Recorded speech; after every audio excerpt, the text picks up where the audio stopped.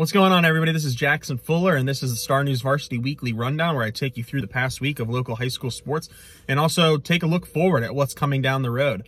We're back in my car today, trying to run some errands this Sunday morning, and I'm also trying to get to the UNCW soccer game. The Seahawks playing for a conference title today over at UNCW Soccer Stadium, and that game's at 1 o'clock. So let's get this going right from the comforts of my wonderful Honda Civic. Let's start football. New Hanover hosted Topsail Thursday night. The Wildcats, the number 2 seed in the 3AA NCHSA playoffs. Topsail, the 15 seed. The Wildcats won 46-7. It was another dominant performance over Topsail this season for New Hanover. The Pirates are a good team, but they just don't quite have the depth and the strength up front to compete with some of these elite teams across the state. And a really impressive performance from Chase Nixon from New Hanover. He only threw 2 touchdowns, but he was he was consistent. He was efficient. He threw for over 200 yards, and he's got so many weapons at his disposal. With Jaheim Marshall had 80 receiving yards, I think, but didn't make a catch in the second half. Landon Ferris finished with 88 receiving yards and 2 touchdowns. He's coming on. That doesn't even mention Aiden Brady, Mackay Stanley, Raz Chandler, Jabez Howard, those 3 running backs who all had relatively quiet nights in terms of their standards, but New Hanover was able to throw the football. That's something Coach Dimmick told me after the game, was he felt like they had so much success running the football against Topsail earlier in the year that the Pirates were going to kind of sell out to stop the run and there'd be openings for the passing game. He was right in the end. New Hanover, a big winner over Topsail Thursday night. That game was moved to Thursday because of weather. Another Thursday night game because of the weather was Whiteville against Wallace Rose Hill at Legion Stadium in Whiteville. And the Wolfpack, the 7 seed, the Bulldogs, the 10 seed. It was a rematch of the 7-10 from last season in the 2A playoffs first round, but it was a complete opposite result. Whiteville 41, Wallace Rose Hill 7. Just a dominant performance from the Wolfpack. It's been a disappointing finish to the year for Wallace Rose Hill, but don't take anything away from Whiteville. Ty Moss and Javante Davis. However long this playoff run goes for the Wolfpack, those 2 guys are arguably going to be the best players anytime Whiteville Whiteville is on the field with an opponent. They might have 2 of the best players in Javante Davis and Ty Moss. So impressive stuff. Moss was efficient with the football. He's completing over 50% of his passes in all these wins that they're having late in the year. Javante Davis had 4 total touchdowns. So the Wolfpack move on to the second round in the 2A playoffs. Friday night, we had 2 games involving Brunswick County teams. West Brunswick beat Union Pines 31-20 in the 3AA playoffs. I was at that game. West Brunswick, the 7 seed, Union Pines, the 10 seed. Very sloppy. It didn't rain too hard throughout the game, actually, but the ball was slick. The field was wet. Teams combined for 10 turnovers. West Brunswick committed 4, but they forced 6, and they also stopped a couple of fake punt attempts. Austin Simmons had a big game for the Trojans, the running back. He had 2 touchdowns, ran for over 100 yards.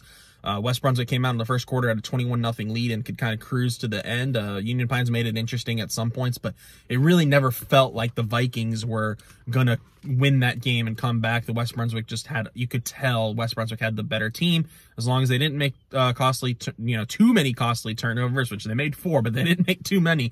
They were going to hold on and win that football game. So West Brunswick moves on to the second round to face New Hanover. We'll talk about that a little later on in this video. And finally, North Brunswick in the 3A playoffs, the 15 seed, lost to Havelock, the 2 seed, 33-0. Tremendous season for Coach Brian Davis and the Scorpions, getting to the playoffs, the first time that they've done that as a 3A team. And, Havelock's a great football team. They could win the state championship in the 3A level. So no shame in that loss. And Brian Davis has something growing there with a middle school program, over 60 kids. And they feel like they are just going to keep getting better and better as a North Brunswick high school football team. Let's go to boys soccer. Hogger was the last team standing, and they won in the 3rd round on Wednesday, but they lost last night in the 4th round on Saturday. Wednesday, they beat Cary 2-0. Goals from Saul Juarez Salgado and Miller Cox to win 2-0. And last night, I had some parent giving me some updates. I couldn't, it was hard to tell too much, but it seems like Wake Forest scored an early goal. They scored a goal early in the first half, and they kind of bunkered down and played good, solid defense. And Wake Forest, who was the 2 seed, Hoggard was the 6 seed, has really, if you go through their max prep schedule, they've got some very impressive victories on the season. I believe they beat Laney earlier this year 4-0.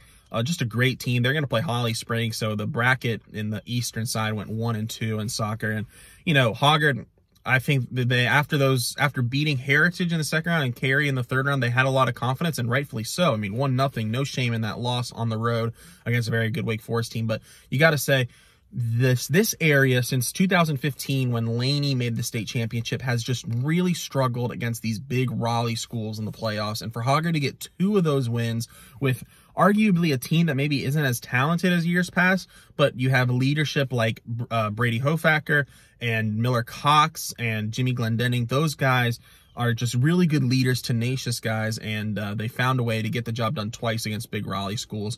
So congrats to Hoggard, a fantastic season. They don't win the Mid-Eastern Conference Championship this year. That goes to New Hanover, but they still make a very deep run in the playoffs. They're the last team standing in the public school ranks, and they get 2 impressive wins in the playoffs. So good job, Hoggard. Great season. Nothing to hang your heads about. Basketball, boys basketball and girls basketball. The private schools have been in action a little bit this week. Cape Fear Academy, their boys, I believe, are 2-1 on the season right now. This is the thing about basketball. There's so many games, it's hard for me to kind of keep track. Next week, when the public schools start, I'm going to have a notepad and a paper and a pen, and I'm going to be having to write stuff down. The Cape Fear Academy girls have had a really dominant week, 3-0. Shout out to them. Chloe Kernan and Kaya Simpson. Man, that's a 1-2 punch. Not many private schools in that classification are going to have. I think Kaya Simpson averaged 23 points a game this week and 3 victories. So actually, I believe that they might be 4-0. So, but they went 3-0 this week. So Cape Fear Academy, boys and girls state championship contenders this year. We'll be keeping an eye on them all season. What's coming down the road? Well, boys and girls basketball, winter sports in general for the public schools start on Monday. It's kind of crazy. They're already here. We're going to have basketball all week, wrestling. I believe there might be a swim meet. They're here. Basketball season's about to get going, and it's going to be a really exciting Mid-Eastern Conference race. In the Coastal 8, Pender's got to be the favorite on the boys' side with Jawan Carr back. And I just can't wait. I love going to these gyms on cold winter nights and watching some great hoops here in the area. Football, that's the main thing that's coming up this week. You know, Friday night, we're getting a rematch. West Brunswick at New Hanover, number 7 versus number 2 in the 3AA bracket. And it's going to be a fascinating game. New Hanover won the first meeting 28-7. West Brunswick made too many mistakes to win that game, no doubt. That was one of the things Coach Hickman told me after the game, is they made too many mistakes. You can't beat a good football team by making the mistakes that they made, muffing a couple punts, turning the ball over, not being crisp on offense with some penalties. If they clean those up, it's going to be a good game. Look, I mean, New Hanover is playing its best football of the season, but West Brunswick's defense is legit. They gave up 28 points to New Hanover the last time, but the Wildcats scored 2 of those touchdowns on short fields. One thing that I pointed out before that game last time, and I didn't know how much of an advantage it would be for New Hanover, but it proved to be a big one, was field position. And West Brunswick's got a terrific kickoff kicker in Locke Murphy, but their punting game has not been great, whereas New Hanover, Owen Daffer handles the kicking and the punting. Can the Wildcats create that advantage in, you know, field position where they start with, whether it's through special teams or turnovers? That's going to be a huge key, because, you know, New Hanover, even their touchdown drives that they didn't start from their 10, they had pretty decent field position and only had to go, you know, 40 or 60 yards instead of West Brunswick, who was constantly starting at its own 20-yard line. So going to be fascinating. It should be a really crowded place over in Legion Stadium. This is the game. I think, you know, West Brunswick and New Hanover both don't necessarily want to face conference opponents this early in the playoffs, but if you're West Brunswick, you got to be licking your chops at getting a second shot at the Wildcats. The other playoff games, Hoggard, hey, the Vikings, they were off in week 1 with a round 1 bye in the 4AA playoffs by virtue of being the 1 seed from the MEC.